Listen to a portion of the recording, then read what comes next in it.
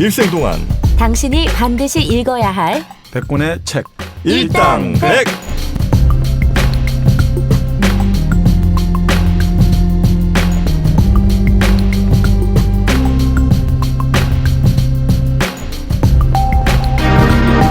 일생 동안 당신이 반드시 읽어야 될 100권의 책 일당백 75번째 책 어린 왕자 2부가 시작됐습니다. 저희가 이제 1부 네. 마지막쯤에 이제 어린 왕자가 여우를 만나는 그 결정적 순간에서 딱 끊었죠. 길들여진다는 것. 그렇죠. 관계를 맺는다. 네. 여기까지 이야기를 드렸죠. 네, 길들여진다는 거. 그건 그 의미가 다예요, 그냥? 응? 보이는 의미? 그러니까 관계를 맺는다는 것은 이제 여가 설명을 해주는 거죠. 그게 무슨 뜻이냐? 우리가 서로 길들이지 않을 때는 너는 여우에게 왕자는 수천 수만의 어린 중에 한 명에 불과해. 그리고 나는 너가 필요도 없고 너도 나가 아쉽지도 않아. 그런데 너가 나를 길들이면 우리는 서로를 필요로 할 거야. 너는 나에게 세상에 하나밖에 없는 아이가 될 것이고 또 나도 이 세상에 하나밖에 없는 존재, 여우가 될 거니까 서로가 이제 길들인다는 것은 이런 뜻이다. 이렇게 하는 거죠. 그러니까 왕자가 나에게 꽃이 하나 있는데 그것도 그런 건가? 계속 걔 생각이구나, 그렇죠. 얘는. 그러니까 이게 참 그런 거죠. 계속 그 생각이죠. 그래서 그 이야기 하면서 이제 여우하고 이런저런 이야기 하면서 네. 그러면 봐라, 너하고 나하고 길들여지면 나는 빵을 먹지 않으니까 저 황금빛 밀밭이 아무 소용이 없어, 나에게. 그런데 너하고 나하고 길들여지면 내가 저 밀밭을 볼 때마다 너가 생각날 거야. 너의 황금빛 머릿결이 생각이 나니까. 그러니까 길들여진다는 거는 이런 거야. 이렇게 하면서 이제 이야기를 하는 거죠. 그럼 어떻게 해야 되냐 하니까 처음에는 어떻게 하면 길들여지냐니까 참을성이 좀 많아야 돼. 네. 처음엔 내게서 좀 떨어져서 그렇게 풀이 앉아 있어. 내가 곁눈으로 너를 볼 테니 너는 아무 말도 하지 마. 말이란 오해의 근원이거든. 야, 이게 더 재밌는 이야기죠. 말이란 오해의 근원이거든. 그러니까 매일 조금씩 가까이 다가가지고 그러면 앉을 수 있게 될 거야. 그러면서 아까 유명한 말씀하시는 거죠. 그 다음 날 여우가 이튿날 왔는데 네. 여우가 이렇게 이야기하는 거죠. 같은 시간에 왔으면 더 좋았을 텐데. 왜? 가령 내가 오후 4시에 온다면 나는 3시부터 행복해지기 시작할 거야. 시간이 지날수록 나는 점점 더 행복을 느끼겠지. 이제 4시에 얘가 만난다 생각이 너무너무 기분 좋은 거죠. 시간이 지날수록 나는 4시가 되면 정말 나는 안절부절 못하고 행복이 얼마나 값진 것인지 알게 될 거야. 그런데 네가 아무 때나 오면 나는 몇 시부터 마음을 곱게 치장해야 될지 알 수가 없잖아. 이 유명한 이 대목을 읽으니까 그 황주 시인의 그 시에도 그런 대목이 있거든요. 약속 장소, 다방이라는 약속 장소에서 카페 생각하시면 되죠. 그 예전에 나오시니까. 그 애인을 기다리는 거예요. 근데 애인이 기다리는 순간에 그 문이 열릴 때마다 그 사람이 있겠지 생각할 때 이 내 마음이 그쵸. 이 심장 박동이 둥둥둥둥 뛰는 거예요. 그런데 이 약속 시간이 다가올수록 이 사람이 너무너무 이 감정이 고조돼가지고 결국 너가 나에게 오는 게 아니라 내가 너를 향해서 이 마음이 달려가고 있다. 이런 시가 있는데 제가 딱 이거 보니까 이 시가 또 여기서 나왔구나 이런 생각이 들더라고요. 요즘에 이런 게 없어졌어. 왜요? 그러니까 누군가를 기다리고 이런 게 없으니까 카톡으로 그냥 어디 다 왔냐? 뭐 이렇게 되니까. 그건 정영진 씨가 결혼을 해서 그런 거고요. 요즘 그렇게 하나? 아니, 지금 연애하는 친구들은 엄청 설레하겠죠. 아니, 난 아니라고 봅니다. 그런가? 왜요? 왜냐면 네. 이 기다림에는 불확실성이 정보가 너무 많이 있구나. 난 불확실성이 반드시 동반돼야 된다고 네네. 보거든요. 그게 바로 홀로서기 물론 말썽 많았던 시인이지만 네. 그게 그 유명한 대목이잖아요. 기다림은 만남을 목적으로 하지 않아서 좋다. 그래요? 네, 기다림은 만남을 목적으로 하지 않아서 좋다. 그러니까 기다리는 게 불확실성이 들어간다는 소리죠. 네. 그래서. 근데 이제 지금은 그 불확실성이 너무 많이 제거되는 거예요. 우리 편의성을 위해서. 맞아. 그래서 얘가 안 오면 안 온다고 하잖아요. 또 연락 안 되면 안 되는구나 이렇게 되는 거고. 그러니까 뭔가 이게 설레거나 아니면 막 기다리고 그 사람을 기다리면서 뭘 상상하고 이럴 시간이 없는 거예요. 또 심지어는 기다리면서 계속 스마트폰 하면서 뭐 그쵸, 보잖아. 그쵸. 그러니까 이게 그 사람한테 온전히 집중할 수가 없는 거죠. 그 결국 맞네. 우리 사랑이란 게 상사라고 옛날 상사병 난다 하듯이 네. 생각하는 거잖아요. 그러니까 예전에 핸드폰도 없고 이럴 때는 약속 장소 딱 정하면 무조건 이거는 어떻게 통화가 될 수가 없는 거예요. 네. 이미 나 집을 떠난 이상 네. 중간에 오면 뭐 알 수가 없잖아요.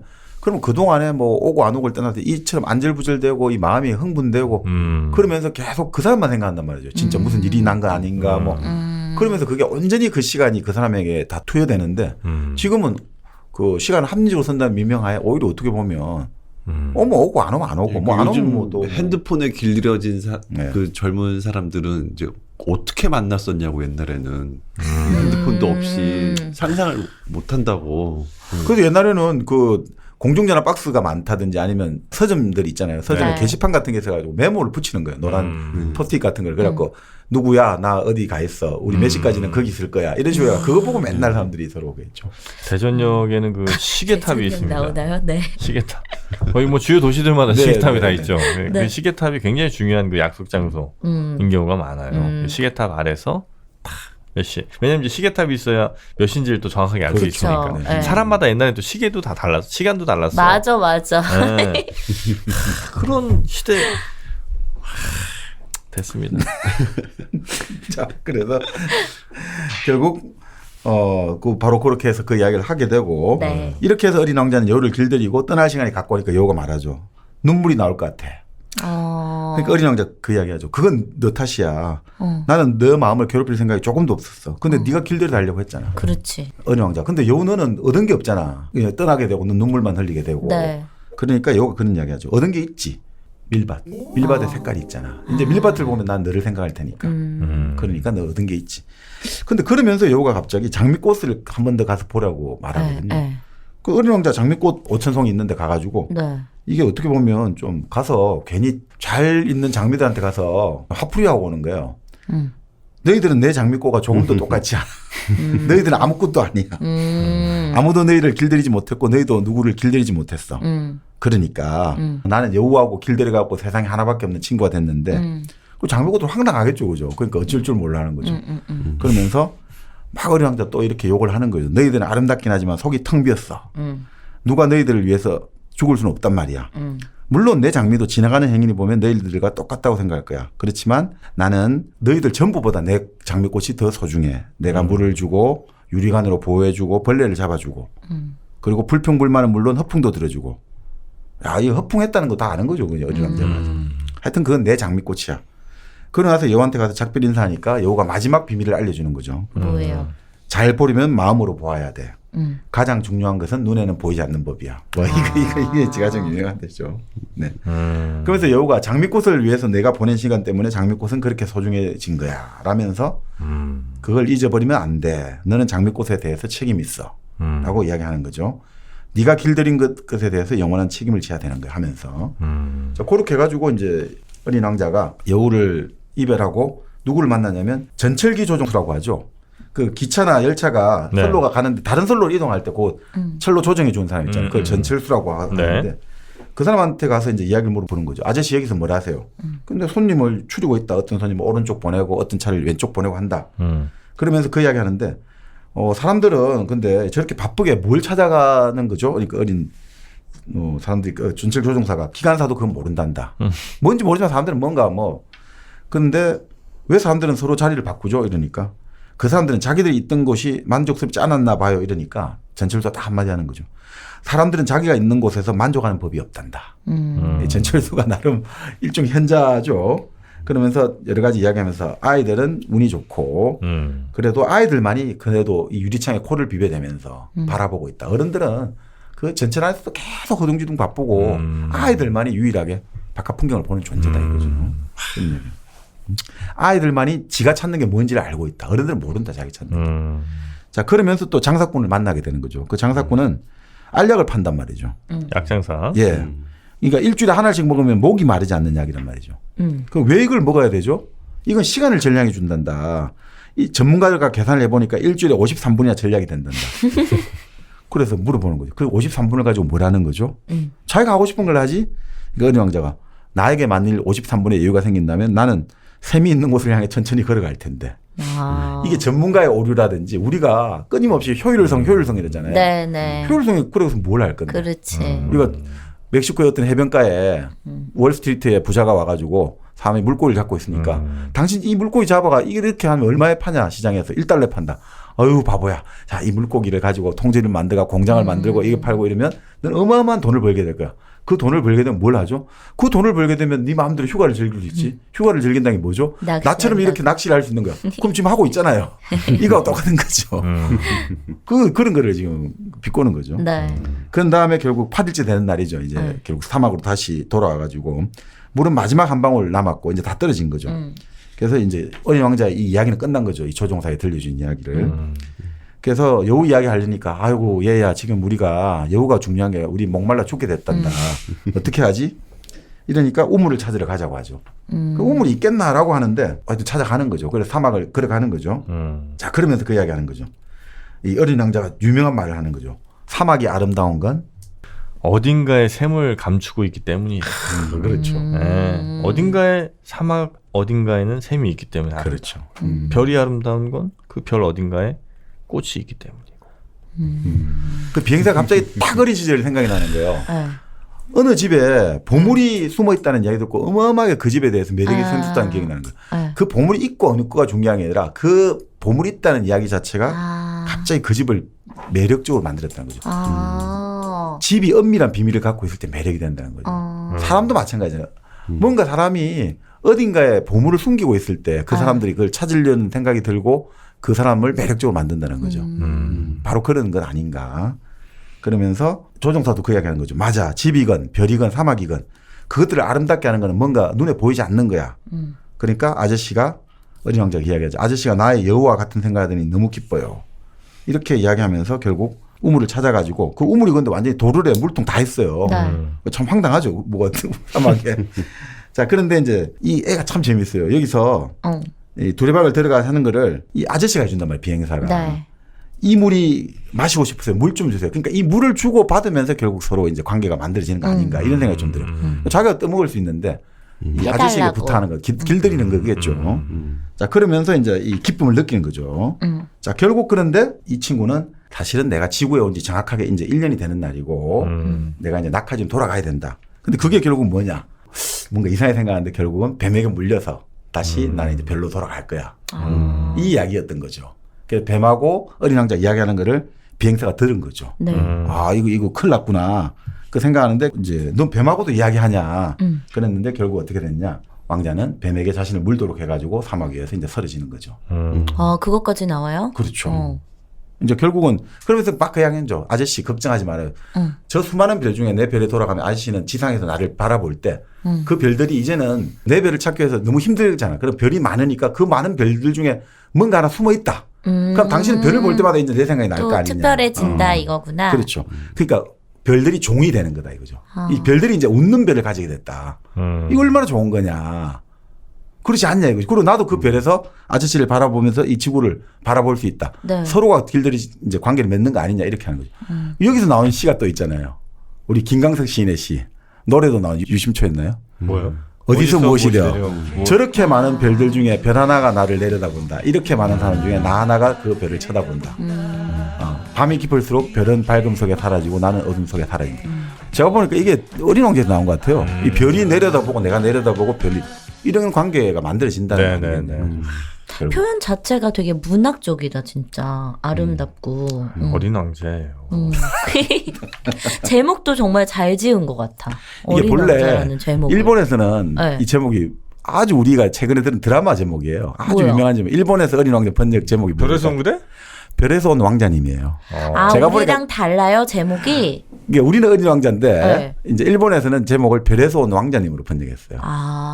어린 왕자가 더 느낌이 있는데. 아니죠. 그러니까 제가 이런 말을 하면 안 되지만 별에서 온 그대가 아무래도 좀 그런 느낌이 좀 그 차용한 느낌이 약간 확 들어요. 좀 보면 별에서 온 그렇네요. 왕자, 그대는 뭐 왕자는 뭐 똑같잖아요. 사실은. 사실 왕자님이잖아요. 그 영화에 보면 도민준인가요? 왕자님이잖아요. 그러니까 그런 생각도 드는데 어쨌든 결국 어린 왕자하고 비행사 아저씨하고는 이런 네. 관계를 가지고 오늘 밤에 오지 말라고 하죠. 사실은 뱀에게 물릴 때. 근데 결국 가게 되고 아까 지금 말씀대로 그렇게 나무가 넘어지듯 조용히 사라진 거죠. 모래밭이잖아요. 모래밭이었기 때문에 소리조차 나지 않는 거죠. 뱀이 그렇죠. 물어요? 그렇죠. 무는 거 봐요 조종사가? 그렇죠. 조종사가 간 거죠. 이게 어린 왕자가 오라고 하지 않았지만 그래도 아저씨가 와주니까 너무 기뻐요. 이렇게 하는 거지. 몸에 독이 서서히 퍼져가면서 쓰러지는 거지. 슬퍼. 그러니까 이러잖아요. 거긴 너무 먼 곳이기 때문에 이 몸으로는 갈 수가 없어요. 너무 먼 별이. 곳이니까. 그래서 내가 죽은 것처럼 보이겠지만 사실은 그게 아니에요. 몸은 묵은 허물 같은 거예요. 묵은 허물. 그것 때문에 슬퍼할 필요는 없어요. 그러니까 이건 뭐 완전히 그 우리 장자 비슷한 느낌도 들어요. 그죠? 이 지상의 어떤 몸이란 것은 하나의 어떤 아니 또 껍데기에 불과하다. 그렇죠. 또 이거는 플라톤의 이데아도 같죠. 플라톤의 이데아로 돌아가야 돼. 이 몸이라는 건 아무 의미가 없다 이거죠. 플라톤 이데아로 가는 것은 진정한 영혼이지 몸은 하나의 어떤 거추장스러운 어떤 껍데기에 불과하다. 이런 생각들이 좀 나타나는 것 같아요. 그래서 뱀이 무는 것도 아주 재밌게 말하죠. 아까 노란 뱀이었거든요. 네. 어린 왕자의 발목 부근에서 노란 빛이 반짝였습니다. 아. 반짝 그 노란 독리를 내고 햇빛에 반사되면 반짝했겠죠, 그죠? 그러니까 아주 이 표현들이 아주 기가 막혀요.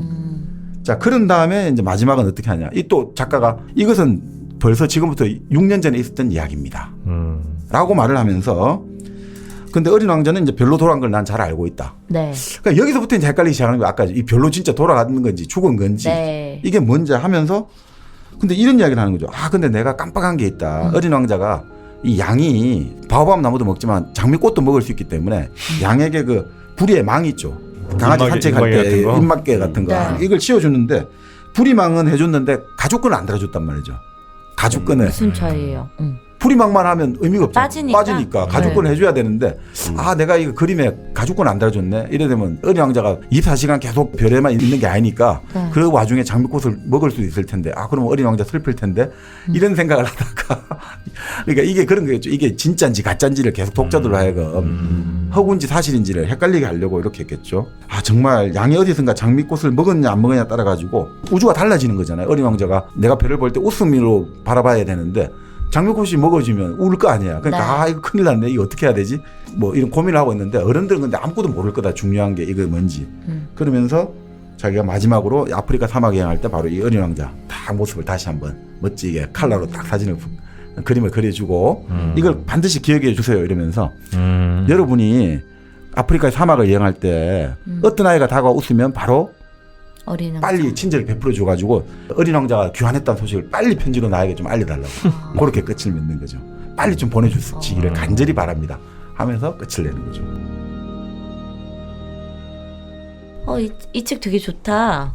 뭐야? 이제 알았어? 아니 그러니까 이게 되게 이 안에 숨은 뜻들도 많고 그 주옥 같은 명언들이나 이런 게 네. 많은 생각을 하게 하는 책인 것 같아요. 그래서 우리 예전에 했던 법정 스님은 뭐 자기 평생의 책 중에 하나가 어린 왕자였죠. 이게 액자식 구성인 거죠?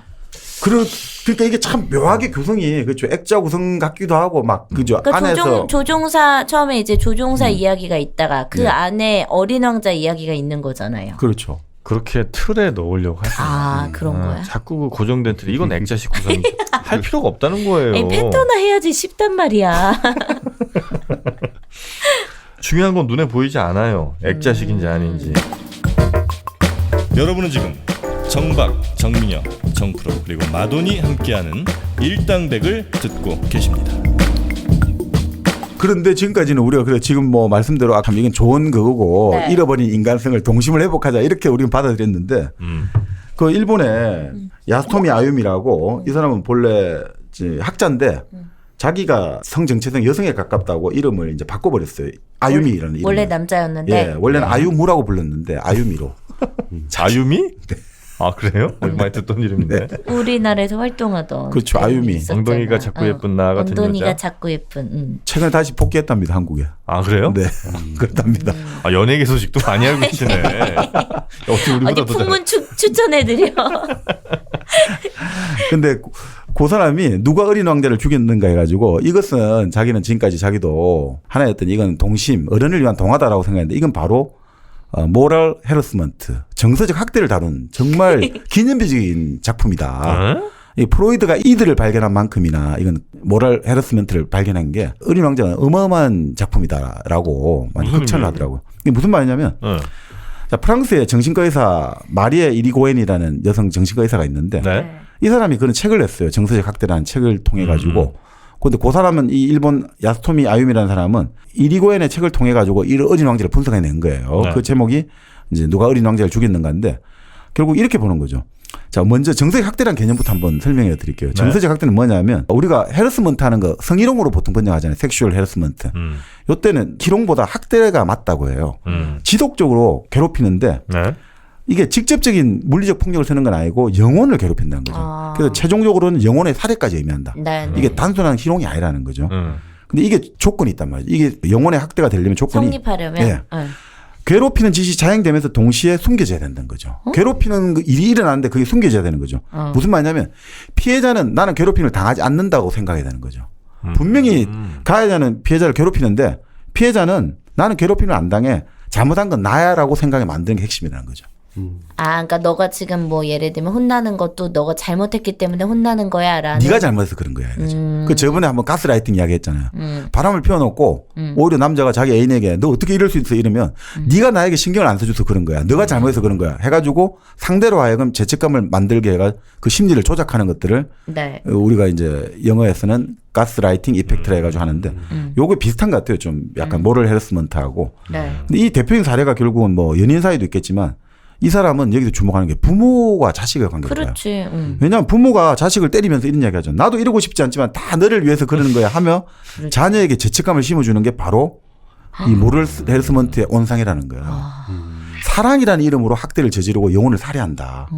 그리고 이것은 두 가지 의미가 있다는 거예요. 진정으로 영혼을 살해하는 것도 있고 또 영혼의 천을 통해서 진짜 사람을 죽이는 것도 있다는 거죠.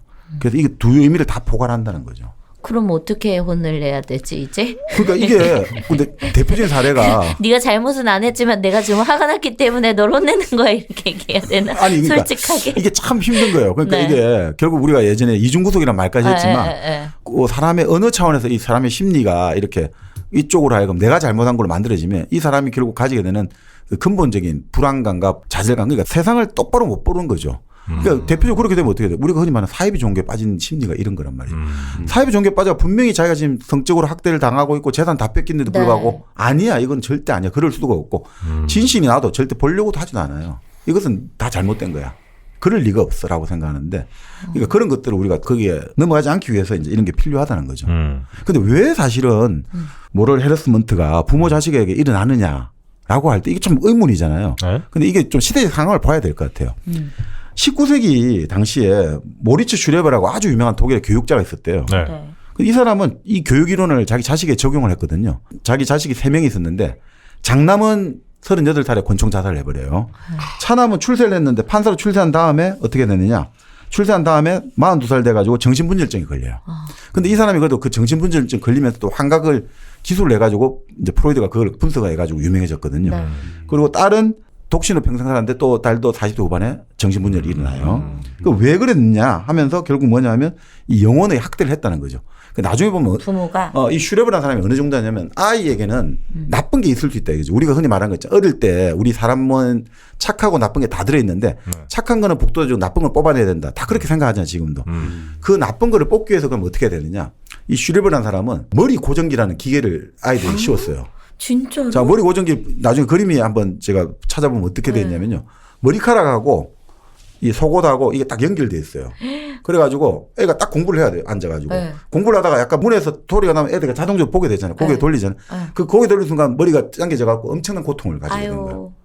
그거를 어린일 때 계속 씌우는 거예요. 왜냐하면 이 좋은 습관을, 좋은 공부 습관과 좋은 자세를 내가 그렇게 자기 자식을 교육시킨 거예요. 그런 식으로 철저하게 억압하고 통제하고 하니까 애들이 결국 다들 30대에 원래 미쳐버리고. 당연하지. 근데 최근에 우리가 스카이캐슬에서 네. 서울의대 합격하는 날 가출을 하고 네. 하는 거 나왔잖아요. 그걸 부모. 실제 사례가 우리 캐나다 출신의 서명원 신부님이라고 서강대 종교학과 교수님분이 실제 사례예요. 캐나다판 스카이캐슬이라고 이번에 신문 나왔는데 자기 어머니가 진짜 의사 3대를 만들고 싶었대요. 자기 어머니가 자기 외할아버지도 의사, 자기 아버지도 의사. 그래서 자기 엄마는 내 자식을 5 낳았거든요. 딸 하나 아들 넷인데 딸은 변호사 아들은 무조건 의사 만들 거야 해가지고 이 사람도 어릴 때부터 무지무지 공부를 시켰다는 거예요. 그러니까 한국 사람인 거죠? 캐나다에 있는. 지금 귀화를 했죠. 아. 귀화를 한 사람이죠. 그러니까 본래 캐나다 정통 캐나다. 그러니까 어떻게 공부를 했냐면 자기도 그렇게 공부를 하다가 정말 프랑스의 의대를 다녔는데 캐나다에 유학을 가지고 네. 5학년 때 자퇴를 해버린 거예요. 더 이상 못 살겠다. 그 엄마가 난리가 났다는 거예요. 너는 쓰레기 같은 놈이고 아니, 쓰레기 뭐 그 정도로 그거를 퍼붓고 너에게 드린 돈이 아깝다. 심지어 그런 얘기까지. 너에게 돈을 지금까지 드렸는데 다 투자가 무의도 돌아갔다. 이 정도로 인격 모독을 당했는데 동생이 공부를 더 잘했다는 거예요. 자기 밑에 남동생이. 그 남성이 공부를 정말 잘해 항상 1등을 했는데 캐나다의 명문의대 합격을 딱 했대요. 명문의대 합격을 딱 확인하고 나서 그날 저녁 바로 청산가리 먹고 자살해버렸대요. 아이고. 엄마가 원한 거 해줄 테니까 나는 이제 죽을래. 나는 이제 내 뜻대로 살아갈래.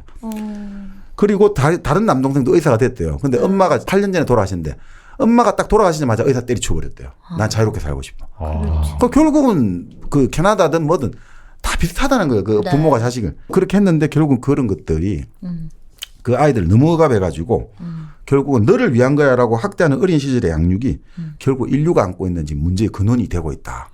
라고 하면서 이 사람이 제시한 게 히틀러인 거예요. 바로 그때 전쟁이 난 히틀러. 그 저도 몰랐더니 히틀러가 출연한 게 단순한 그 개인이 아니라 네. 당시 지금 말했던 이 슈레버식의 교육에서 태어났다는 거예요. 왜냐하니까 사실은 이제 그런 이야기를 하대요. 히틀러의 아버지가 사생아였다는 거예요. 네. 히틀러의 아버지가. 네네. 히틀러 아버지가 이름이 알로이스라는 사람인데 네. 사생아로 태어났고 근데 그 아버지가 그러니까 히틀러의 할아버지겠죠. 네. 좀 잘 사는 유태인이었을 가능성이 높다는 거예요. 지금 아, 슈레가. 그랬는데 아버지한테 버림받았죠. 네. 그런데 5살 때 이제 히틀러 아버지는 생모와 이별하게 된 거예요. 네. 그래서 엄청나게 힘들게 사는 거죠. 어. 그러다 보니까 아주 힘들게 살다 보니까 이 사람도 제대로 그걸 안 받고 살았을 거 아니에요. 네. 자기 감정이나 여러 가지 것들. 네, 그래서 네. 히틀러가 30살 때부터 아버지에게 계속해서 구타를 당했다는 거예요. 엄청나게 구타를 당했대요. 그러면서 어떤 정도로 구타를 당했냐. 어느 순간에 히틀러가 하도 많이 맞고 이러다 보니까 아무리 심하게 맞아도 외부에 표현을 안 하기로 했다는 거예요. 그러니까 아버지도 어릴 때부터 이제 그 주변 환경 속에서 항상 네, 맞고 네. 자라고 어떤 모욕감과 굴욕감 너는 엄마 아버지도 없고 이렇게 자라다 보니까 이런 것들이 자기 자식에 대물림 된 거죠. 그러니까 히틀러는 30살 때부터 맞았는데 때릴 때마다 이제 속으로 술을 헤아렸다는 거예요. 그래서 엄마한테 찾아가고 엄마 오늘 32대 맞았어요. 라고 눈을 반짝반짝 빛내면서 보고를 했다는 거예요. 그렇게 해서 자기를 그걸 한 거죠. 그러니까 고문에 가까운 아버지 학대를 받아가지고 이것들이 결국 히틀러 폭력의 근원으로 작용했다라는 틀도 있어요. 그러겠지. 그래서 당연히. 그 어릴 때의 트라우마를 망각해서 온갖 짓을 다 했다는 거죠. 그러니까 자기가 그렇게 모욕을 당하고 자랐으니까 이 권력을 가져야겠다 해가지고 독일의 귀족들을 다 지 무릎에 꿇어앉혔죠. 네. 모든 유럽을 정복했죠. 그런데도 밤만 되면 근데 정복 안 한 유일한 대상과 시간이 있는 거예요. 뭐야? 밤에 잠을 자면 꿈에 나타나잖아요. 아버지가. 아버지가. 불면증도 시달리다지만 꿈만 되면 아버지가 나타나는 거죠. 그래서 어떻게 하느냐. 밤마다 이 사람 기록을 보면 비명을 지르면서 깨어났다. 비명을 지르면서 깨어나가지고 그놈이야 소리를 지른다는 거예요. 그러면 갑자기 자기도 모르게 숫자를 1, 2, 3, 4 이렇게 아인찌와 이드라 이런 식으로 외운다는 거예요. 결국은 지금 보니까 그게 어릴 때 폭력을 가하는 아버지 환경이 꿈에 나타나고 어릴 때 그 숫자를 셌던 경험이 계속 반복되는 거죠.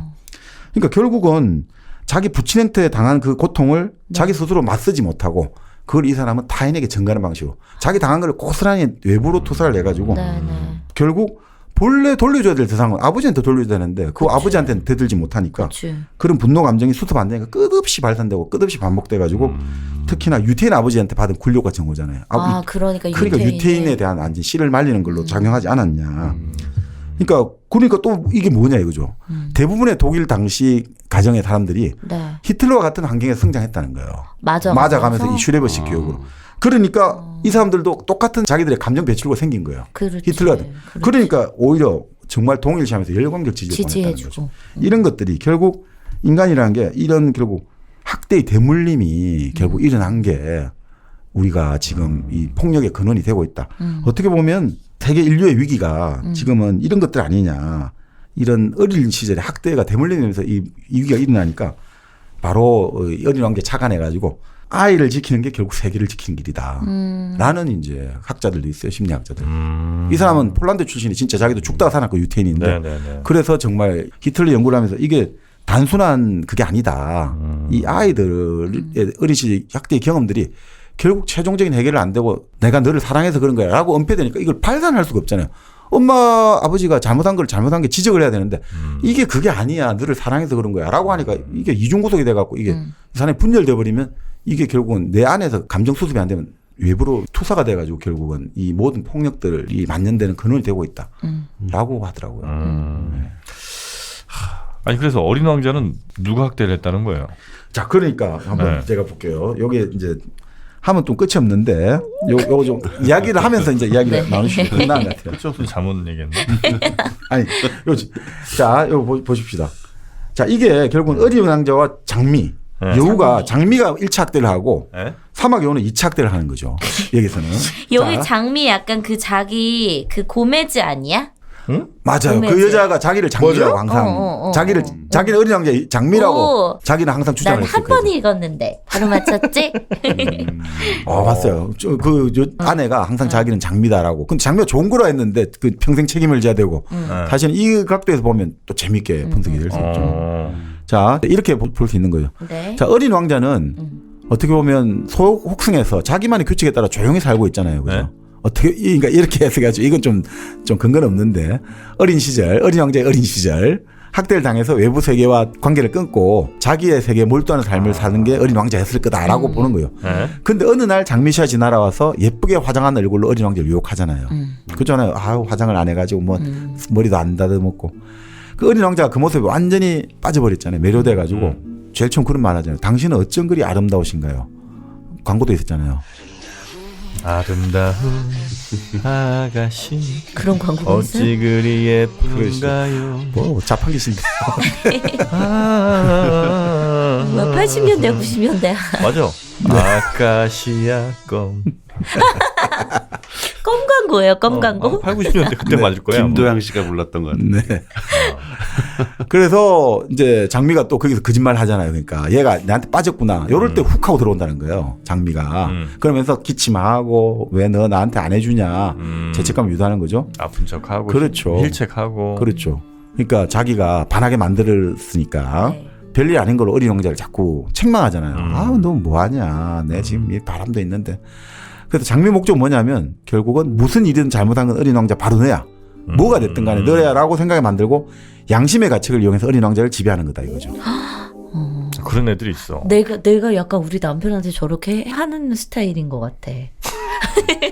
너무 무서워하지 말고요. 어. 근데 실제로 이 방법으로 장미는 어린 왕자를 자신의 의도대로 지배하는 데 성공하잖아요. 어린 왕자가 이제 별것 아닌 이야기도 진지하게 받아들이다가 대단히 힘들어지잖아요. 불행해지잖아요. 맞아. 그래서 견디지 못하니까 결국은 집을 떠나기로 한단 말이죠. 견디지 못하니까. 그 연인 관계에서 진짜 저런 애들 꽤 있어요. 있어요. 뭘 해도 하여튼 계속 혼내. 그럼 나중에 그 혼나던 애가 진짜 막 이제 스스로 막 내가 너무 잘못했나 이런 자괴감에 빠지고 맞아. 자신감 잃고 맞아. 나중에 복종하게 되고 이렇게 된다니까.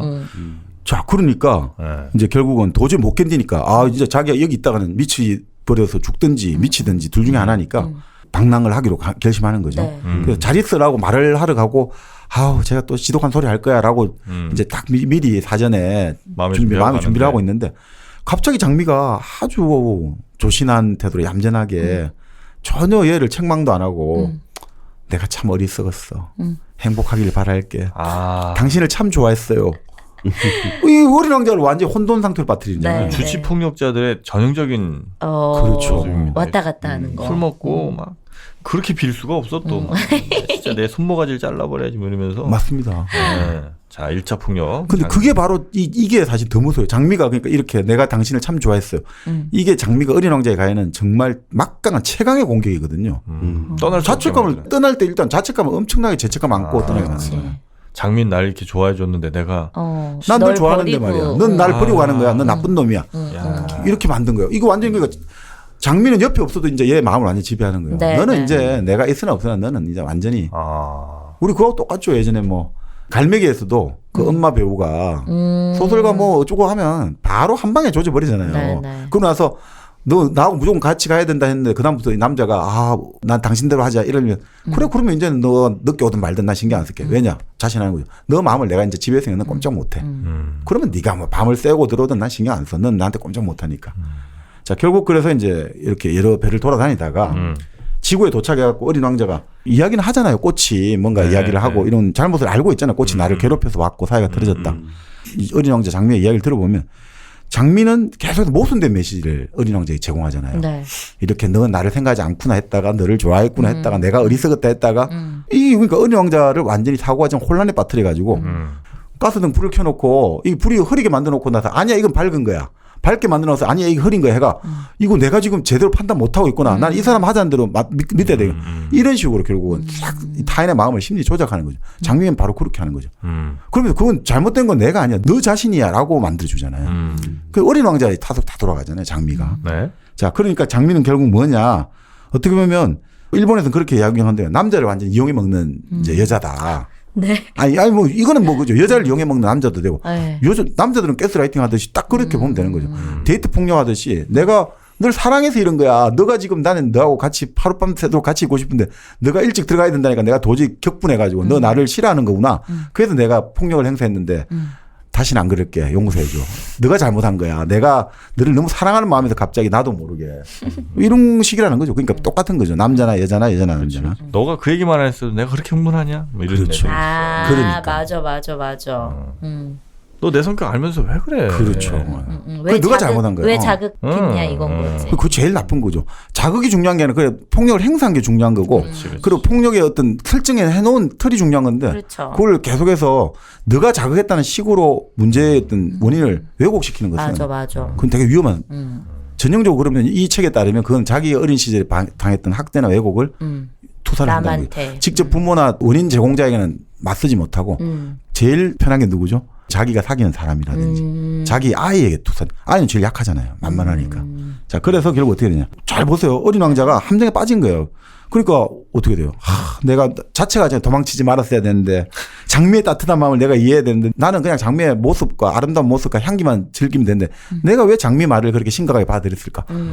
자기가 자책하는 거예요. 이 장미가 잘못했는데 잘못은 자기인 걸로 되는 거예요. 내가 너무 장미의 마음을 이해하지 못했어.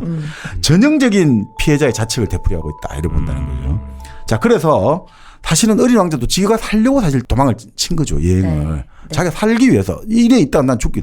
그랬는데 이 자책감이 발동된 거는 어떻게 보면 이 죄책감을 가지고 나갔지만 그게 더 심해진 거는 지리학자한테 심해졌다는 거죠. 지리학자? 네. 지리학자 그런 이야기 했잖아요. 꽃은 덧없기 때문에 기록하지 않는다.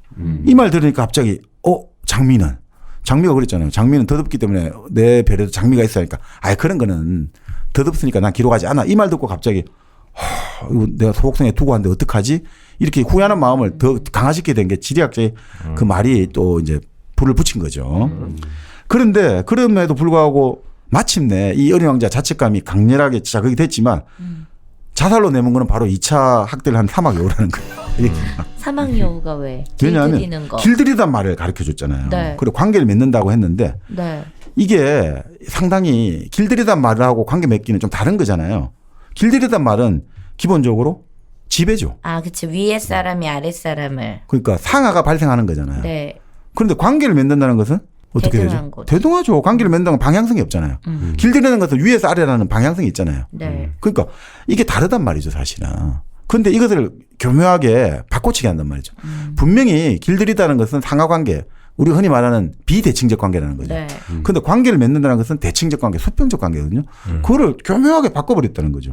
그러면서 이제 어린 왕자가 장미를 생각하면서 한 송이 꽃이 있었고 그 꽃이 나를 길들였지라고 이야기를 했잖아요. 그 길들이는 말을 듣고. 근데 인식은 바르단 말이죠. 맞잖아요. 꽃이 자기를 길들였다고 자기도 안단 말이죠. 근데 사막 여우는 뭐냐. 길들여지는 것은 관계를 맺는 것이야. 그러니까 어떻게 되는 거야. 장미가 길들인 게 아니라 어린 왕자 너가 책임이 있어. 관계를 맺었기 때문에. 그 나중에 그 이야기 나오잖아요. 너는 장미를 길들였기 때문에 너가 책임이 있어 나중에. 이것도 또 눈에 피해자가 보이잖아요. 잘못한 그런 걸로 것처럼. 나오잖아요. 그 대목을 보시면. 아니 처음에 분명히 장미가 길들였지 해놓고 나서 여우가 교묘하게 그 바꿔치기 나와요. 그러니까 너가 어린 왕자 너가 장미를 길들였기 때문에 넌 책임을 져야 돼. 이렇게 나오거든요. 그러니까 관계를 역전시키면서 그런 이야기 하잖아. 너는 너의 장미에게 영원히 책임이 있다. 이런 식으로. 그러니까 이 어린 왕자는 그 말을 듣고 갑자기 이 지리학자 말하고 또 다른 거죠. 지리학자는 그냥 덧없는 건 사라지니까 얘가 죄책감이 들잖아. 그러면 내가 없는 사이에 얘가 사라지면 어떡하지? 라고 했는데 얘는 너는 영원히 책임인데 너가 지금 진짜 이런 무책임한 놈이구나. 어린 왕자의 완전히 갖고 있는 양심의 가책을 건드리는 거죠. 너는 진짜 무책임하고 너는 아무것도 아닌 놈이구나. 너 그래 쓰레기 같은 놈이구나. 너가 책임져야 될 거를 무책임하게 떠나버리고 너 혼자 살려고 도망쳐왔단 말이야. 라는 식으로 하면서 어린 왕자가 괴로워하게 되는 거죠. 그래서 마지막에 독사에 물릴 때 무슨 말을 합니까? 내 꽃에 나는 책임이 있다라고 말하면서 독사에 물린단 말이에요. 이거 전형적인 이게 지금 관계 인식이 됐다는 거죠. 그래서 이 죽음이 그럼 자살이 아니고 소극성으로 돌아가는 걸라 치더라도 이거는 재미있다는 거예요. 이 돌아갈 때 결국 뭐냐면 깊은 죄책감을 안고 귀환을 한다 이거죠. 그치. 그러면 더 오히려 어린 왕자는 돌아가서 장미에게 혹독하게 지배될 것이다. 폭력의 강도가 세져요. 그러면 뭐냐면 육체가 죽지 않은 게 영혼이 죽어버린다는 거죠. 그렇죠. 그러니까 폭력보다 오히려 영혼이 죽어버린 거예요. 물리적 폭력보다. 장미와 행복하지 않아서 떠났는데 그럼요. 네가 잘못해서 그런 거라고. 그러니까 이게 전형적으로 우리가 보세요. 학대를 당한 사람들이 피해자가 우리가 가정폭력이든 뭐든 더 이상 견디지 못하고 도망을 쳐요. 근데 도망을 치는데 가족 다른 친정을 찾아가고 아니면 또 다른 뭐 여러 가지 남자든 폭력집을 찾아갔는데 상담을 해준 사람이 엉터리 상담을 해준 거예요. 아 맞아. 그러면 아유, 보통 너무 무너지잖아요. 그러지 마. 남자들 본래 다 그래. 남편이라는 인간들 다 그래. 부부 사이는 본래 그런 거야. 그럼 내가 잘못하게 돼버린 거예요. 맞아, 그래서 맞아, 어설픈 맞아. 상담이 더 무섭다는 게 이런 거예요. 맞아. 그래서 오히려 뭐야? 그러면 나는 내 가족을 버리고 도망친 나는 비겁한 도망자구나. 그 죄책감이 시달려 다시 지 의지대로 다시 돌아가요. 그는 지금 어린 왕자 똑같은 또 사례라는 거죠. 반복되고. 살기 위해 도망쳤는데 여우라는 어설픈 어떻게 보면 주변 사람들이 2차 가해를 해준다는 말이에요. 그렇네. 그래가지고 어떻게 되냐. 결국 어린 왕자는 자신으로 돌아가는데 죽든 아니면 거기서 다시 영혼이 다시 학살되는 거. 더 깊은. 한번 버리고 돌아가니까 더 비난을 받고 넌 맞아도 싸. 이래 된다 이거죠. 그러니까 결국은 이러나 저러나 자살 이상은 똑같다는 거죠. 비참한 상황이다. 아 이거 좀 아름답게 좀 가면 안 돼. 아니 그래서 어린 왕자는 우리에게 이런 걸 가르친다. 장미와 같은 학대자를 조심해라.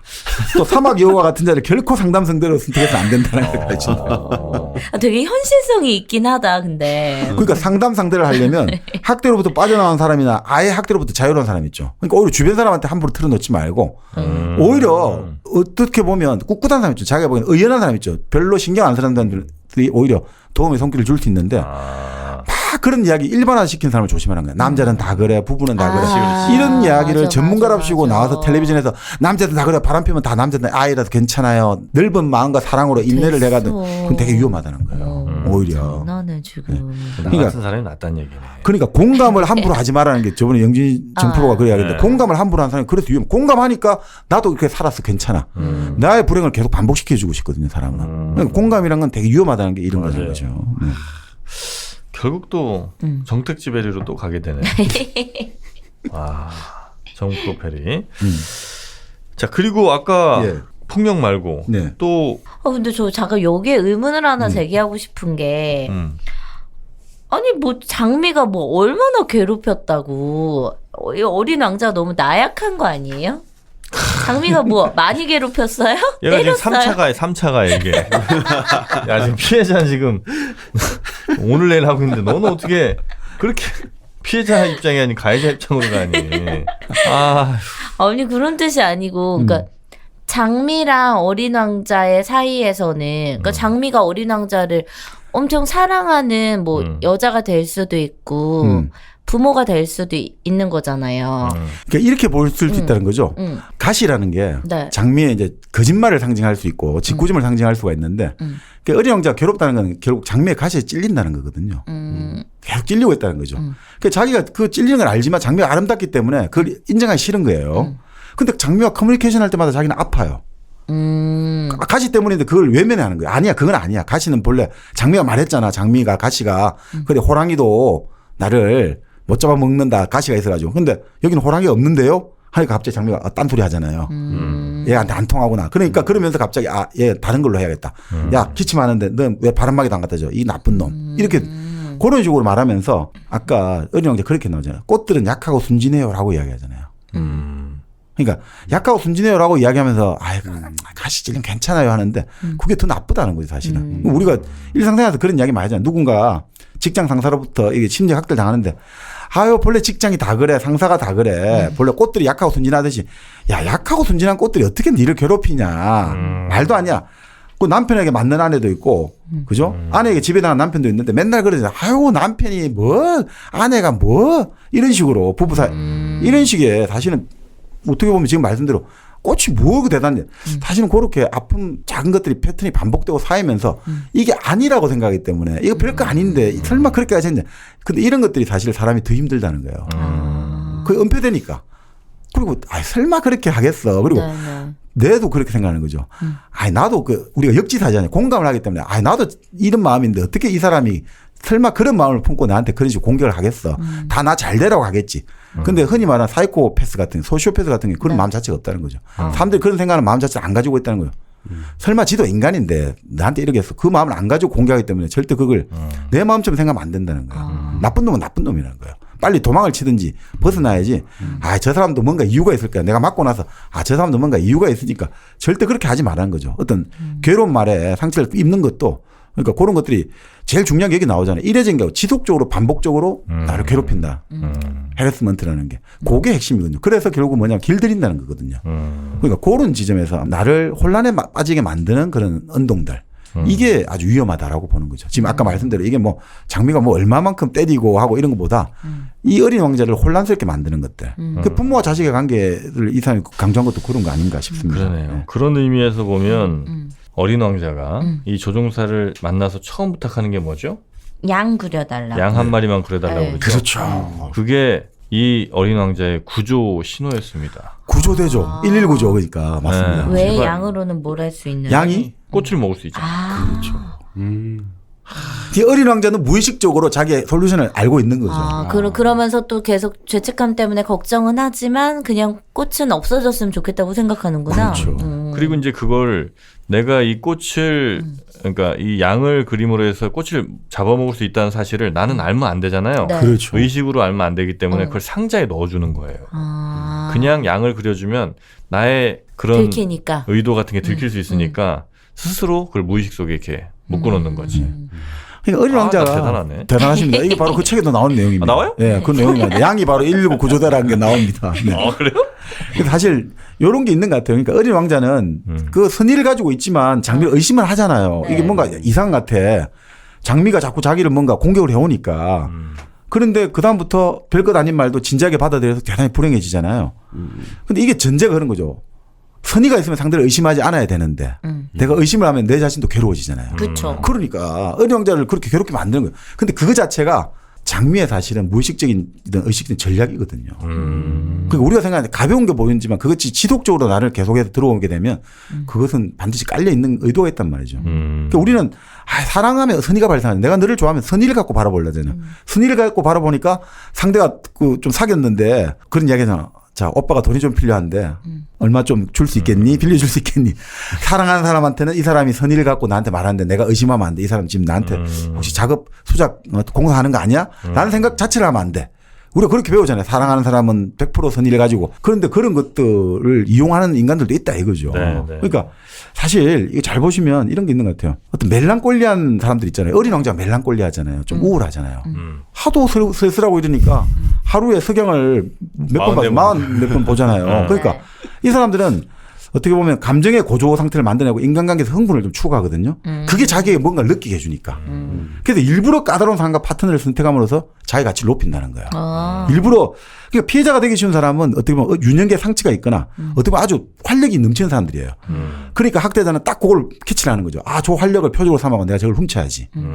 그래서 그 사람들이 보통 하면 정말 헌신된 사람들이 많거든요. 남 잘 도와준 사람, 오지랖 넓은 사람. 맞아요. 요 사람들을 딱 노리는 거예요. 그러면서 야, 너는 자유로운 게 너가 나에게 잘해줄 때 너가 자유로운 거야. 너 내가 기쁘면 네가 그게 기쁜 거 아니냐? 사람들의 심리 있죠. 헬핑 아들스. 보통 사람들 다 도와주려는 심리가 있잖아요. 그걸 악용해가 계속해서 죄책감을 유도해가고 자기의 만족감을 하는 거죠. 그러니까 생택지배가 사실 이런 사람이었어요. 생택지배는 항상 인물을 중요시하는 사람이에요. 네.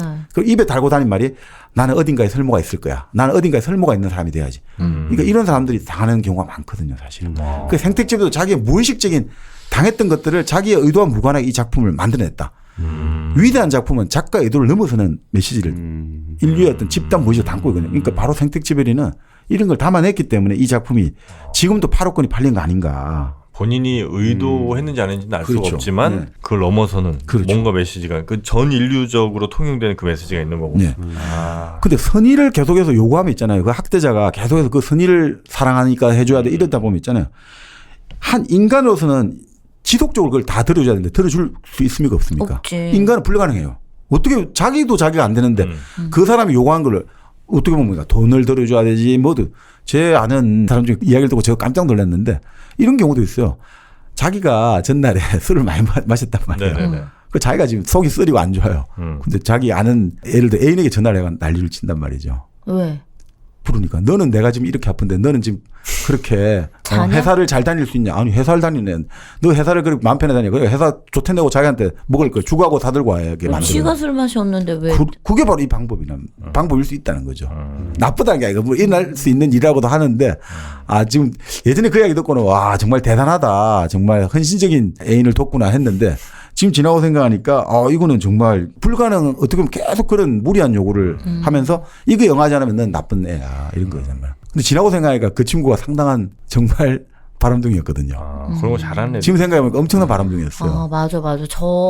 제가 예전에 한때 잠깐 한 1, 2년 바짝 친하게 지냈던 언니가 한 명 있는데 이 언니가 남자도 이런 식으로 계속 만나고 그러면서 바람도 엄청 많이 네네. 피고 저도 친구들도 이런 식으로 관리를 네네. 하더라고요. 그래서 이 사람은 뭐 저한테 돈을 요구하거나 그러니까 어떻게 보면 희생인데 돈을 요구한 건 아니었는데 지속적으로 내가 그녀와 만나기를 너무 요구하는 거예요. 계속. 네. 새벽에도 만나서 놀고 뭐 그리고 너가 내 사람이고 막 너는 나랑만 친해야 되고 이런 거에 되게 집착하는 여자였는데 그래서 제가 처음에는 즐거웠어요. 이 사람이랑 같이 놀면서. 근데 지나면 지날수록 너무 힘든 거예요. 이거 자체가 나를 막 옥죄어오고 매일 나를 체크하고 막 나에 대해서 다 알아야 되고 이게 너무 힘든 거예요.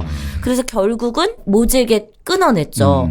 근데 제가 그렇게 싫어하는 티를 내는데도 그걸 알면서도 보통 같으면 그냥 포기하고 말잖아요. 그런 스타일이 아닌 거죠. 근데도 네. 끊임없이 계속 그런 사람이 한 명 있었어요. 그 활력을 갖고 처음 싶었겠죠. 만난 사람이에요. 그 정말 활력을 딱. 갖고 싶었겠죠. 우리 정민여가 발산하는 활력을 가지고 싶었겠죠. 그리고 그 활력을 가지면 기본적으로 내가 편해지잖아요. 내가 원할 때 언제든지 내 전화하면 언제든 달려 나올 수 있게. 그런 사람들이 보통 하는 게 넌 내 사람이야. 난 다른 사람과 달리 너에게 특별한 감정을 갖고 있어. 맞아. 난 너는 나에게 특별해. 이런 식으로 뭔가 계속하는 사람들은 실제 어린 시절에 특별하지 못한 취급을 많이 받았기 때문에 자꾸 뭔가 특별한 걸 만들려고 하는 거죠. 그러니까 제일 중요한 거는 그 말을 듣고 그게 빠져들면 안 된다는 거죠. 그 말이 자기 보고 뭘 하든 간에 그런가요 하고 한 귀로 듣고 한 귀로 흘리는 것도 필요한데 왕자는 장미의 말을 너무 진지하게 받아들인 거죠. 장미는 이제 왕자가 나를 좋아하는 거 아니까 얘 내한테 빠졌어. 그러니까 이제 얘를 이용할 수 있다라고 생각하는 거죠. 그러니까 그 지점에서 뭐 장미는 전혀 모순된 행동을 안 한 거예요. 왜냐? 장미는 모순된 메시지를 계속 던져가 왕자를 혼란에 빠뜨리는 게 지 목적이니까 전혀 잘하고 있는 거죠. 그게 일관된 거네. 네네. 장미 입장에서는. 그러니까 정말 이게 이 왕자가 장미에게 내가 잘못한 것 같다. 이거는 정말 모럴 허레스먼트 심리적 학대를 당한 피해자의 전형적인 사고 패턴이에요.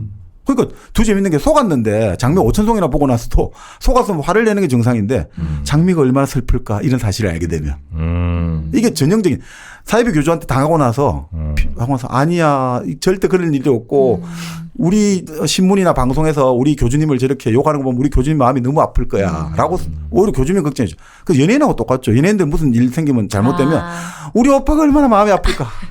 오빠 걱정해줘. 우리 오빠 앞으로 방송 못 나오면 돈 어떻게 벌지. 뭐 그거 똑같죠. 뭐. 그래도 요즘 팬들은 또 그렇지만도 않은 것 네. 같아요. 뭐 잘못하고 그러면 또 싹 돌아서는 경우도 많던데. 여전해. 그래요? 그리고 돈 빌려달라고 해놓고는 지가 화내잖아. 막. 맞아. 못 빌려준 사람 미안하게 만들어. 맞아. 그리고 괜히 돈 달라 그러면 그게 미안한 것처럼. 그러니까 돈을 내가 만약에 빌려줬는데 당연히 갚아야 되는데 자꾸 내가 독촉하는 사람이 되면서 내가 미안해지는 거지. 그러니까 바로 이렇게 되는 거죠. 피해자가 학대자 감정을 고려하는 단계를 넘어서 가지고 학대자 감정을 자기 걸로 생각하기 때문에 그러니까 오히려 어린 왕자가 지금 장미 감정을 대신 생각하잖아요. 장미가 얼마나 지금 이걸 알게 되면 슬플까. 그리고 자기가 대성통과하자고 뭐 이러기도 하잖아요. 장민 지금 딴 왕자랑 놀고 있는데. 근데 이게 바로 정치인하고 다 똑같아요. 정치인들의 팬클럽이라든지 이런 게 명명명에 잘못이 드러났는데 불구하고 아니야 지금 그분의 마음이 얼마나 아프고 맞아. 그분은 얼마나 힘들까. 탄압받고 있어. 탄압받고 자기 우상이 깨질 때 일반적인 연예인이든 정치인이든 이 반응들이에요. 본인들이 더 불행함을 느껴요. 교주님들 생각해서. 교주님. 근데 보통 알코올 중독자 배우자들이 다 이렇다 하거든요. 맞아. 바로 내가 없으면 이 사람 죽을지 몰라 생각해요. 맞아. 그러니까 맞아도 두드려 맞는 와중에도 필사로 상대를 케어를 해주려는 거예요. 근데 왕자는 맞는 게 아니고 아까 말했지만 왕자는 말도 말이지만 기침으로 폭력을 당하죠. 흑기침. 그것도 가짜 기침이잖아요. 장미가 아픈데 난 이 바람 맞고 아픈데 너는 지금 이것도 안 해주냐? 이걸로 폭력을 당하고 있잖아요. 이 영혼을 자꾸 구타를 하는 거예요. 지금. 어린 왕자가 이런 책인지 아마 여러분 모르셨을 겁니다. 이제 다 실체를 낱낱이 파악하셨죠? 우리 실생활에 되게 침투해 있는 경우가 많네. 근데 뭐 그거 측면에서 하나만 더 하자면 네네네. 근데 바로 이제 결국 보아뱀 같은 경우도 결국 뭐냐 어떤 사람들은 이제 보아뱀이 결국 정신분석적으로 엄마를 상징한다. 엄마. 모성이 완전히 해서 자기 자신이 엄마가 모든 것들이 다 진로가 설정되고 있는 애들이 있죠. 네네. 그걸 생각하시면 될 것 같아요. 그래서 그게 그런 거 아니냐. 근데 어린 왕자도 그냥 엄마 품으로 돌아가고 싶었던 거 아닐까요? 그러니까 뭐. 근데 혼자 산다는 자체가 이미 뭔가 떨어져 나온 거다 이거죠. 네네. 그래서 아까 말한 어린 시절에 뭔가 불편한 경험 때문에 떨어져 나왔는데 또 그 불편 속으로 돌아가는 것들 그런 반복 아니냐 이런 네. 것도 있고 또 역사적으로 볼 때는 바로 아까 말씀드린 독일을 상징한다는 거죠. 보아뱀이라는 것은. 독일이 막 유럽 나라들 침략해 잡아먹고 있잖아요. 아, 보아뱀처럼 삼켜버리는구나. 네. 근데 또 재밌는 것은 이 보아뱀 보이지 않게 그렸잖아요. 네. 안에. 그러니까 결국 뭐냐면 보이지 않는 것을 보게 만드는 심리적 학대라든지 그 안에서 더 재밌는 게 그 보아뱀 안에 코끼리 보셨죠? 네. 코끼리가 어떻게 있습니까? 코끼리 서 있잖아요. 그러니까 아주 유순하게 있잖아요. 아, 아주 저항도 안 하고 막 난리도 안 치고 가만히 있잖아요. 그게 바로 어떻게 보면 생택지베리가 이런 이야기를 했거든요. 지금 전쟁에서 이겨야 되지만 전쟁에서 이긴다 하더라도 우리의 미래는 더 밝을 것 같지가 않다. 오히려 더 어두운 시대가 열릴 것 같다. 바로 보아뱀 속에 사로잡아 먹혀가면서도 우리 온순하게 순응하고 있는 우리 현대를 살아가는 인간들이라는 거예요. 현대를 살아가는 인간들의 모습이다. 그때 보아뱀 뭐예요? 보아뱀은 미국으로 상징되는 물질 문명. 아, 자본주의 뭐 이런 거? 대중사회. 뭐 대중사회가 되겠죠. 대중. 다 개인의 필요 없고 오로지 대량 생산, 대량 소비. 네. 남들이 좋아하는 것 우르르 따라다니고 남들이 좋아하는 것 열광해야 되고 남들하고 다르면 불편해지고 니체가 말했던 그 이제 대중. 네네네. 노예의 무리들. 이렇게 된다 이거죠. 그러니까 결국은 그런 이야기였죠. 우리는 결국 자유가 주어진다. 손과 발을 잘리고 나서 걸을 수 있는 자유가 주어진다. 우리는 보편적 전체주의 아래서 온순하고 예의 바르고 얌전한 가축이 되어 간다. 근데 우리가 가축처럼 우리가 온순하게 그 세대가 얌전한 걸 갖고 우리는 이게 도덕적 진보가 됐다라고 지금 세뇌당하고 있다. 한마디로 말해서 우리는 개돼지로 취급받으면서도 개돼지가 아니라 우리는 자유라고 착각하고 있다. 이게 생택지베리가 보여주고 있다는 거죠. 그래서 이거는 결국은 파시즘 문제뿐 아니라 미국, 영국도 마찬가지다. 모든 것들이 이제 기성품으로 교육품 돼가고 있는데 정말 세상은 더욱 어두운 시대를 날아간다. 그럼 왜 이런 문제가 벌어지냐 이거죠. 결국 인간이 우리 같은 공동체 가족이든 주변의 이웃이든 친구들과 서로 마을 축제를 같이 느끼고 죽은 자에 대한 공양을 하고 기념을 하고 이 세상에 덧없이 사라지는 것들을 기념하고 그런 인간다운 가치를 가져야 되는데 지금 오로지 중요한 것은 돈이 얼마냐. 죽은 사람이 애도를 하는 게 아니라 어르신이 유산을 얼마를 남겨주셨든 오로지 지금 죽은 사람에 대한 기념은 아무 의미가 없고 얼마를 남겼냐 얼마가 더 돈이 들어오냐 누구하고 싸움을 한 게 중요한 게 아니라 돈이 얼마가 들어가고 오로지 모든 가치가 되는 것들에서 네. 지금 우리는 이런 삶의 양식들 가족과 친구와 친지들과 서로 정을 주고받고 죽은 조상들을 기념하고 마을의 축제를 같이 펼치고 이런 모든 것들을 잃어가고 있다. 이런 감정이 행복한 인간이 느끼는 감정 이 감정을 잃어가니까 이 시대는 결국 가축의 시대가 돼가고 있다. 그래서 길들인다는 말은 이 사람이 무의식적으로 했지만 바로 현대의 어떤 지금 우리 인간의 어떤 모습 길들인다는 것은 집에 옆에 집인데 그걸 관계를 맺는다는 걸로 자꾸 해서 은폐하는 그걸 지금 그러니까 작가가 의도와 무관하게 지금 이 모순들을 제시해주고 그래서 유일한 작품 아니냐. 그래서 이 사람이 사막을 했던 거는 결국 이 사회가 지금 인간의 사막이다 이거죠. 이 사회가 천막처럼 돼가고 있다. 그래서 우리는 오로지 뭐 소박한 정신적 삶보다 무조건 상품과 서비스를 향유하는 삶 뭐 이런 것들로 가지 않느냐 하면서 자기가 이 경험을 하게 된 게 1940년의 경험이래요. 네네네. 비행기를 타고 가다가 비행기도 기름이 떨어지고 차를 타고 간 차가 기름이 떨어졌어요.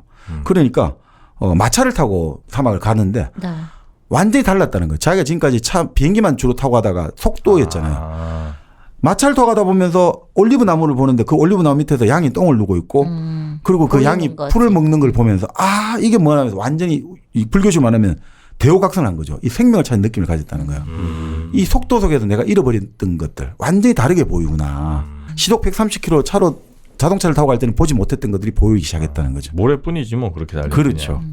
그러니까 바로 거기서 그렇죠. 모래 보니까 아무것도 안 보이고 다 동일하잖아요. 동질화된 세계였잖아요. 우리가 군중을 볼 때 우리가 지금 여의도에서 녹음하고 있습니다만 이 출퇴근 시간에 보세요. 한 명 한 명 계산 안 보여 그냥 사람의 물결이잖아요. 거기서 사람 모래알들이요. 사막이 모래알이잖아요. 인간은 모래알 같이 돼버렸다. 개성도 사라지고 창의성도 없고. 그래서 이제 그런 것들을 어떻게 이제 우리는 극복하 살아야 될 거냐. 그런데 결국 거기서 가장 이런 여러 가지 만드는 근본적인 유발을 하는 사람이 부모라는 거죠. 아이를 억압하고 그런 것들이 결국은 이 거기서 그렇게 자란 아이들은 또 자라서 부모가 돼가 아이를 학대하고 네. 그래서 결국은 이런 나치의 폭력이든 그 미국 물질 대중사회의 어떤 인간이 갖춰가던 사막화 이런 모든 것들이 폭력 사슬 속에 일어나니까 우리는 뭔가 오히려 아까 어린 왕자도 자꾸 삭을 바오밥 나무를 없애려고 하잖아요. 삭을 말살하고 이게 더럽다 아니다라고 생각하지 말자는 거예요. 내 안에 있는 것들을 더럽다고 생각하고 없애려고 하면 그것은 결국 어떻게 되냐. 결국은 내 더럽다고 생각하는 것들이 결국은 내 모든 삶을 다 뿌리 뽑아버린다는 거죠. 우리 그때 장자도 이야기했습니다만 내 안에 있는 모든 것들이 다 같은 나를 구성하고 있다는 거죠. 그것이 이거는 웨슬적이야. 이거는 불순해. 이건 더러워 해가지고 종교의 근본주의라든지 지금 우리 테러와의 전쟁하면서 이슬람들은 다 나쁜 놈들이야. 뭐 이런 것들이잖아. 나와 다르면 무조건 말살한다. 이렇게 가버리면 결국 인간 사회는 그 폭력의 순환에서 영원히 벗어나지 못하고 우리는 이 어린 왕자의 어떤 사막의 세계에서 영원히 살아갈 수밖에 없다. 그렇기 때문에 바로 사실은 어린 왕자에 나오는 교훈들은 그 삭도 다 우리를 구성하고 있다라는 걸 인식하면서 장미가 공격하고 누가 공격해도 흔들리지 않는다는 거죠. 내 안에 내가 완벽하다고 생각하고 난 착하다고 생각하니까 그걸 악용하는 사람들이 야, 넌 별로 안 착한 것 같아 하면 갑자기 막 흔들리면서 그 말에 따라가는 거죠. 야, 너는 부인으로서 제대로 일을 못하고 있어. 넌 남편도 제대로 못하고 있어. 내가 정말 내 안에 모든 것 내가 착한 지점 나쁜 지점 다 있기 때문에 그래 나는 그럴 수도 있고 이렇게 생각하면 괜찮은데 내가 착하다고만 생각해버리면 아무것도 못하는 거예요. 그러면 그 사람의 함정에 빠져가지고 그 뜻에서 모래 지옥에서 헤어나올 수가 없어요. 개미 지옥에서. 그렇기 때문에 우리는 오히려 어린 왕자가 지금 알려주는 것은 정말 저 별들을 바라볼 때 저 별들이 웃음의 종소리로 기억되려면 네네. 우리 마음이 그 종소리를 받아들일 만큼 흔들리지 않아야 된다. 이런 것들을 오히려 어린 왕자는 알려주지 않는가. 이런 의미에서 한번 네네. 이런 누가 어린 왕자를 죽였나도 좀 한번 우리가 경청할 만한 해석이다라고 생각이 듭니다. 이 별을 볼 때 그 별 어딘가에 숨어 있을 장미꽃 혹은 어린 왕자 그걸 보면서 우리가 기뻐하듯이 요 이제 배경이 아프리카 아닙니까? 네, 아프리카 어느 사막을 바라보면서도 우리는 기쁠 수 있는 게 에티오피아에서 나온 우리 1kg 커피 원두가 또 있다는 걸 우리는 알 수 있잖아요. 그렇죠. 네, 루안다에서 있는 그 원두가 우리 커피잔 안으로 들어오는구나. 이런 생각을 하면 아프리카 지도가 그냥 지도로 보이지 않습니다. 네. 커피도 정말 길들이는 것 같아. 그 습관을 만들고 그냥 커피를 그냥 마셔야 된다는 생각이 들잖아 하루에. 그렇죠. 그러니까 커피야말로 이 복잡한 세상을 꿰뚫을 수 있는 지적인 자극을 주는 네. 액체다. 지적 액체다. 뭐 종이 하나 드신 게 뭘 또 하실 말씀이 있는 모양이에요? 아닙니다. 그러니까 결국은 바로 근데 왜 어린 왕자냐? 네네. 왜 이 사람 뭐 동화책을 안 썼는데 어린 왕자냐? 결국 그게 벌거벗은 임금님 있잖아요. 네. 어린 아이들은 진실을 꿰뚫어보는 눈을 가지잖아요. 맞아. 어린 왕자가 보아뱀 딱 그림 그리는데 모자가 아니고 보아뱀 꿰뚫어보듯이 우리는 그 정말 중요한 것이 아까 말한 눈에 보이지 않는다는 것이 여우의 말은 이렇게 적용돼야 될 거다. 네네. 바로 그걸 꿰뚫어보는 힘. 허위를 꿰뚫어보고 진실을 투시해볼 수 있는 힘. 네네. 그런 의미에서 이제 어린 왕자를 이 작가가 네. 채택한 것 아닌가. 그리고 우리는 바로 그것들을 우리가 무의식적으로 갖고 있기 때문에 이 어린 왕자에 그냥 폭발적으로 우리도 지금 계속해서 읽는 것 아닌가 이런 생각이 그래 맞아. 누구에게나 이런 힘이 있지. 네. 그 어린 왕자 비슷하듯이 1kg 커피 역시도 힘이 좀 있어요. 그냥 뻔한 그 무슨 체인점 커피들 이런 원두 커피들과는 정말 다른 네. 그런 아주 독특한 매력들이 있는 1kg 커피. 정민영. 전 매일 마시고 있어요, 진짜로. 빨리 얘기 좀 해요. 상품이 그리고 또 워낙 다양해서 저 같은 경우에는 드립백도 집에서 자주 먹고 디카페인도 마시고 다양한 그냥 형태로. 커피 종류는 그냥 다 있다고 보시면 되죠. 아 그래요? 커피 백화점. 네. 1kg 커피가 여러분께 한 걸음 더 다가갑니다. 여러분도 이제 오셔야죠. 자, 오셔서 이제 카드를 꺼내시기 바라겠습니다. 자, 1kg 커피와 함께 향기로운 오후 보내시고요. 포털 사이트에서 1kg 커피 검색하시거나 저희 일당백 공지사항에 있는 광고주 리스트 보시면 네. 1kg 커피가 잘 연결이 돼 있으니까 그거 참고하시면 좋을 것 같습니다. 일당백과 함께하는 1kg 커피였습니다. 오늘 어린 왕자 어땠어요? 괜찮았죠? 저 진짜 좋았어요. 이건 아름다운 얘기가 이제 좀 전반에 많았다면 후반부는 우리가 몰랐던 정말 새로운 해석이 잔혹동화 버전 같았어요. 그렇네요. 자, 어린 왕자 이렇게 성공적으로 끝났고요. 자, 저희는 다음 시간에 정말 재밌는 책으로 찾아뵙도록 하겠습니다. 함께해 주신 여러분 고맙습니다. 고맙습니다.